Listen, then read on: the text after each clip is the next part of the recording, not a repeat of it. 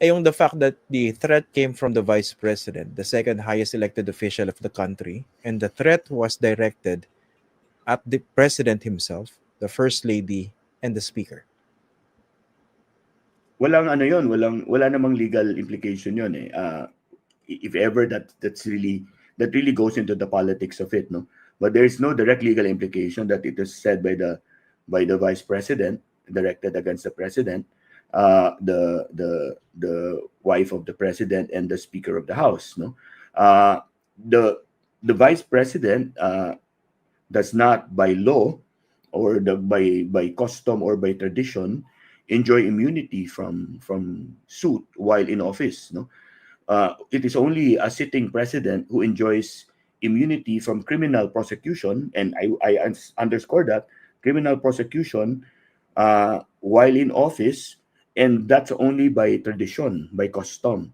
There is no law that says that, although the Supreme Court repeatedly has and uniformly has maintained that the president cannot be included in any suit.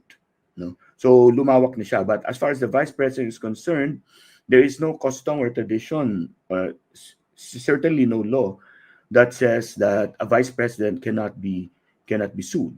So in short, pwedeng kasuhan talaga yung vice president. And actually, this was done during the time of President Duterte against Vice President Leandro Bredo, Yes. although the case was junked Yes. by the Department of Justice. Pero ang tanong ko po dito kay Vice President, the fact na, kaya ko po tinatanong kanina, yung position is, hindi siya ordinary Filipino who made just another threat against the president, di ba?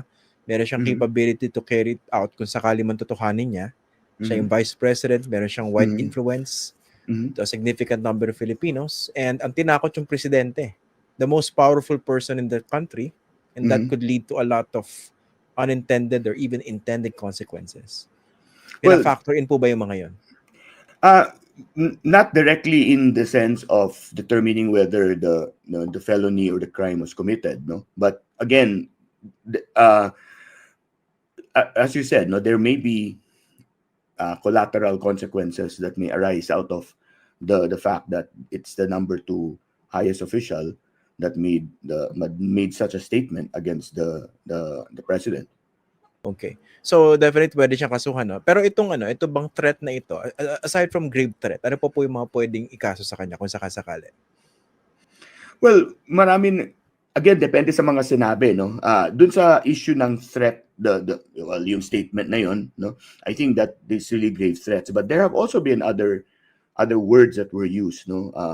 Defamation definitely is a possibility because there have been, words that have been used to describe the president, and so that's a possibility. Defamation, of course, which is libel or cyber libel, as the case may be.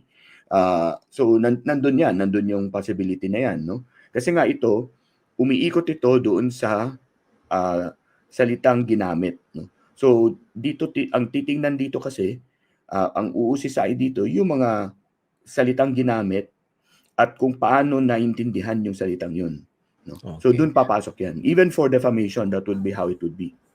Okay. Puntahan naman po natin yung yung mga sinabi naman ni former President Rodrigo Duterte. Yung mga binanggit siya, basically daring the military to withdraw support from the president, who he described as a drug addict. Hindi naman ito first time niyang binanggit po, no? Mas masakit pa nga yung binanggit niya before. Sabi niya, bangag yung presidente. Anong pwede po bang kasuhan si Rodrigo Duterte because of these statements? Sabi niya, there is a fractured governance sa Pilipinas ngayon. Nobody can correct Marcos. Nobody can correct Romualdez. There's no urgent remedy. I challenge the whole military. Kasi they're supposed to be the protector of the Constitution. Hanggang kailan kayo magsuporta ng drug addict na presidente? Yeah, I mean, ironic because that it was this very same felony was the one that they charged former Vice President Leni Robredo. At actually kasama nga ako dun sa kinasuhan, no? Inciting to sedition. I forgot, no? Tama. Inciting to sedition, no, which was dropped against us, no, by the DOJ, no. But those words could possibly be understood in that way, no? Inciting to sedition, which would be found in Article 142 of the Revised Penal Code, no? So yun, posibleng ganon, no? Hindi pa naman siguro aabot doon sa puntong yung sinasabing coup d'etat, no? Pero definitely yung words could be read, no? Could be read in that sense of definitely some of the words used are defamatory. Put together, the words all together tend to incite others to lose trust in a particular official, no, and also to make it difficult for that official to perform his or her function, no. So yun po yung tendency ng words, no, if it is read in that way. And so posible it could be inciting to sedition.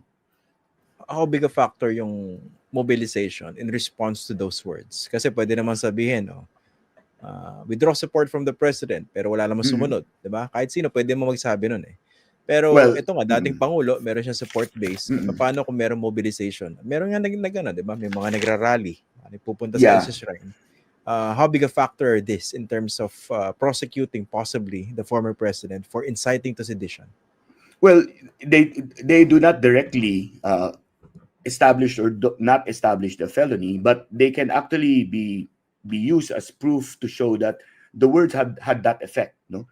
If indeed yung mga nagrarally ay yun din yung kinakargang linya, no? Na kaya sila nagrarally doon para sabihin halimbawa yung militar ay dapat mag-alsa at dapat ay i-overthrow yung pamahalaan halimbawa, no? Kung ganun yung magiging epekto, then it's actually proof of the content of the words, no? Medyo ano lang kasi yung inciting to sedition, it's always been a very iffy felony for us, no, yung mga those who really believe in freedom of expression, because it is really a content-based crime, eh. And so, similar to libel and cyber libel, no, it's a dangerous felony. It's a dangerous offense, no, because it's easy to weaponize. It's easy to weaponize, no. Regardless of who's on the other side, no? Kasi nga ang tinitingnan dito yung content, eh. Yung content ng salita, eh. 'Di ba? Eh yun mismo yung mahirap, no? Lalo na for journalists, for lawyers, for activists and human rights defenders, no? It's very, very difficult to look at, a felony like inciting to sedition and not react, no? Kasi nga content ang tinitingnan dito, eh. Example, attorney, para mas ma-flesh out natin itong discussion. No? Kasi nga, paano ba mapapatunayan yung inciting to sedition? Kunwari, may mga ganitong sinabing dating Pangulo. Pwede kasing sabihin, hindi naman direkte eh. Ang sinabi ko, I challenge eh. Diba? Pero ordinarily, paano ba patutunayan ang inciting to sedition? Yung effect. Should it bring others to that point? Kasi nga ang importante sa inciting to sedition, hindi siya kasama dun sa akto, no? Kung meron mang mangyari, hindi siya kasama dun. Yung pananalita lang niya, ay pang-uudyok doon sa mga gawain na yun. So yun yung way to in a sense, no, establish it or to prove it, no? And how do you establish the connection? If the acts result in something being done, no, along the lines of what the person has said, no. But again, medyo mahirap siyang tingnan, eh, kasi nga the words themselves, no, should have that effect. So kailangan may magsabi, no, na nung narinig ko yung mga salitang yun, naudyok akong gawin ito, right? Yeah. Kasi yun yung epekto, eh. It should incite another or others, eh, to do these acts. Magiging mahirap ba kunwari yung pagkalap po ng ebidensya, kunwari after this, kasi very public ang mga Duterte dito sa kanilang mga pananalita, and yung mga kanilang mga supporters very public din in terms of mouthing off or echoing their threats. So kung ganon, lahat naman yan public, naka-video, recorded, available online, would that be a difficult would it be necessarily difficult to prove that kung publicly available naman lahat dyan? hindi difficult to prove that the words were said. The difficulty might be in the effect, yung incitement part, yung pag-uudyok. Merong bang naudyok at merong dapat magsabi na ito yung epekto sa akin, no?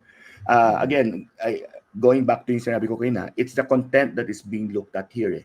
Similar to libel yan eh. Pag ang isang test sa libel kasi is may nakabasa at sinabi niya, nung nabasa niya, oy, defamatory to, no? Nakakasira ng uri to. Ganon din sa inciting eh, no? Yung pang-uudyok, no? Dapat naudyok siya nung narinig niya yung salitang yun.